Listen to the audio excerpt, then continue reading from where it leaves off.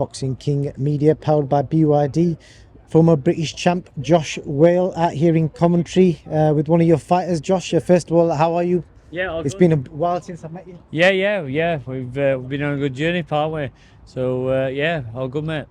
It is. We were just saying there, a lot of people may not know this, but the Boxing King Media journey started was the day you won the British title. I can't remember his name, but he was a Scottish guy. Yeah. Was it Barnsley Metrodome? Wasn't it? No, is that Doncaster Yeah. Dome? It was one of the best cards till this day Yeah. that Steffi's put on. Actually, it was a really good shot. I don't know if you remember the undercard. Yeah. Good night. Yeah, brilliant night. Any memories from that? Obviously, you won the British title against, it was like a rivalry fighting a Scottish guy. You being from England. Any good memories from that? Yeah, definitely. I mean, British title, I highlight of my career. I always wanted to be British champion, and I boxed for it 3 times, and I managed to get it on the last attempt. So yeah, and went on to defend it twice by knockout. So yeah, it was a great night. It definitely was.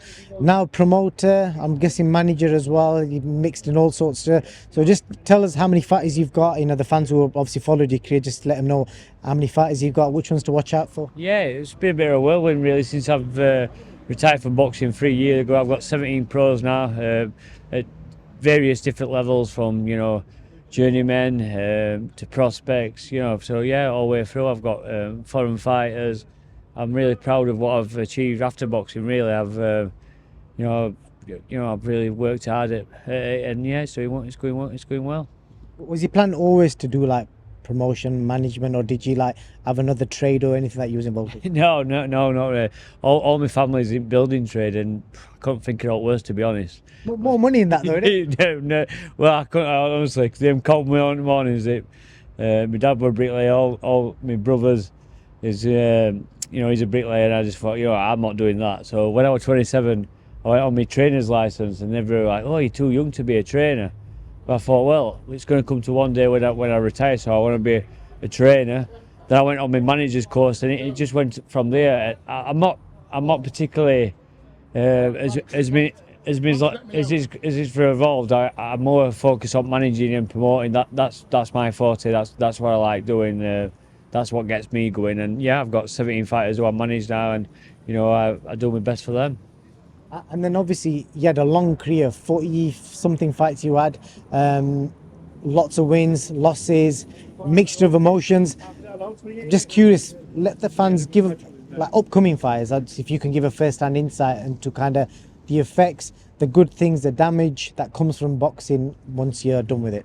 Yeah, look at my career. I mean, I'll call it nearly, man, because I had 20 odd, 12 rounders, championship fights, from area, English, British, European, IBO.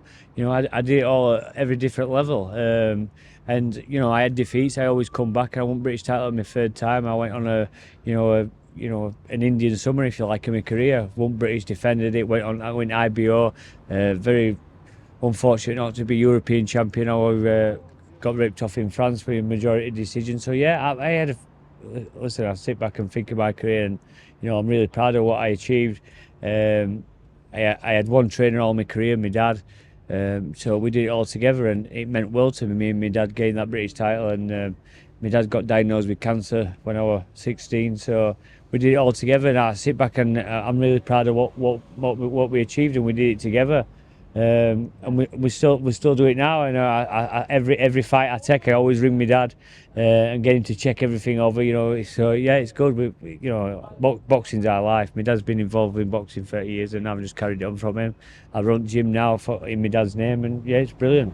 It's great to see, to hear about your dad, because I remember every show that you was at, he was always there. Yeah. I don't want to give the fans, because there might be somebody watching this who's probably forgot about you or forgot what you did, but I'm going to drop some names that you fought, just to kind of let people know.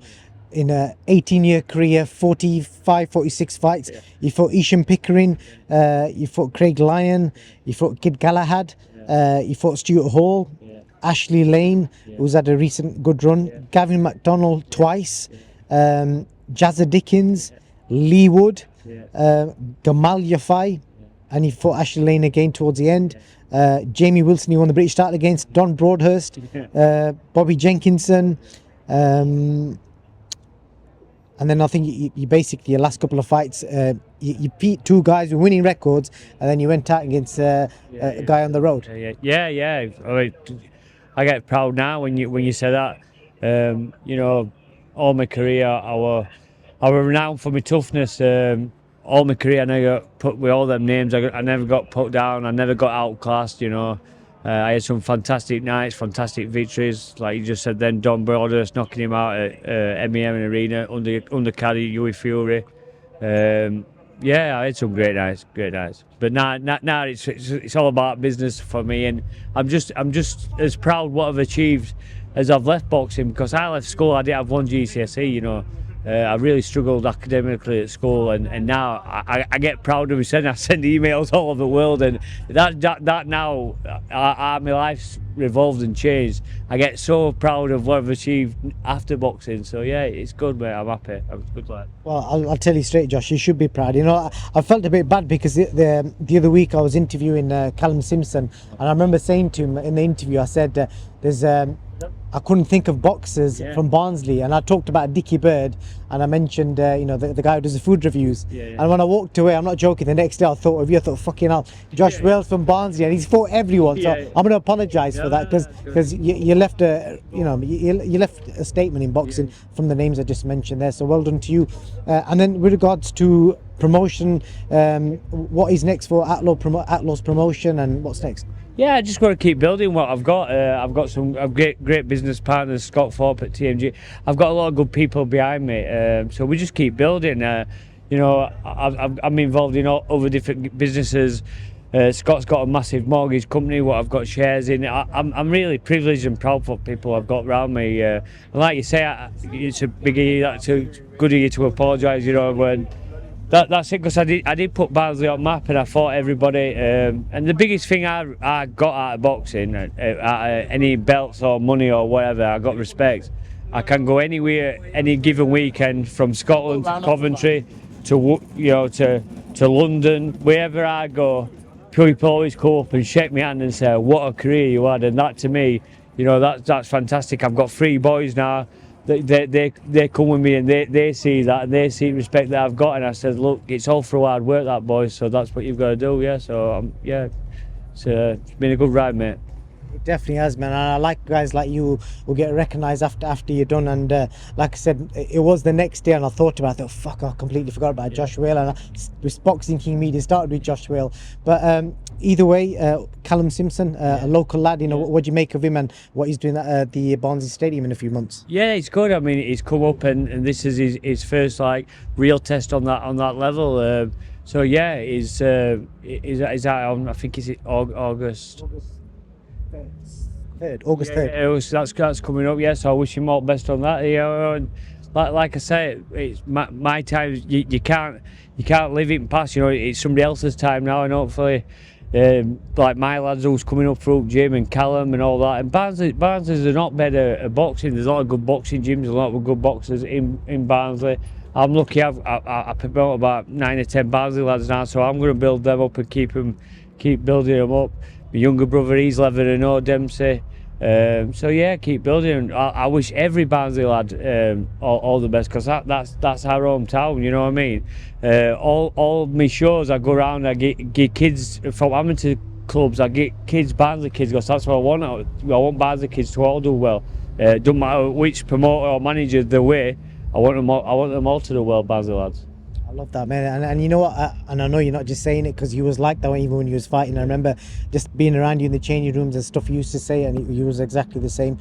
So any last words to your fans, the people that followed your career, and I'll leave it with you. Yeah. I mean, I've had a really good fan base. I'm not gonna sugarcoat it. If I didn't have the fan base I had, a lot of this, my promotions and my success has been from my fans, because a lot of my fans still come to my show, which is unusual. I still probably do most tickets on the show than any fighter, because that's still the people who's supported me from when I've been 18. So I think that's like a big thing for myself, that people still spend their hard-earned money just supporting my promotion. So yeah, I listen, my fan base was my biggest thing that I got in boxing. It didn't matter where I went, box away for titles or home for titles, I always had a massive fan base.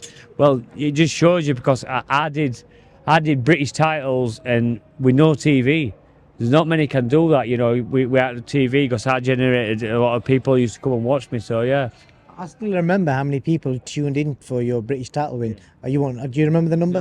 No. It was a lot though. yeah. For them, for that era, like people buzz off these numbers. It was 91,000. I still remember the number. yeah. 91,000 tuned in on Facebook to watch that fight. Yeah, brilliant. Yeah, even then when you say that, you still get goosebumps and stuff like that. It still gets you going. And you know, my career, I'm proud of that part. And I'm proud of what I'm carrying on. Well, Josh, I wish you all the best with your career and your fight tonight. And again, always great catching up with you, my man. Good, mate, yeah. Top man. Thank you, Josh. Cheers, mate.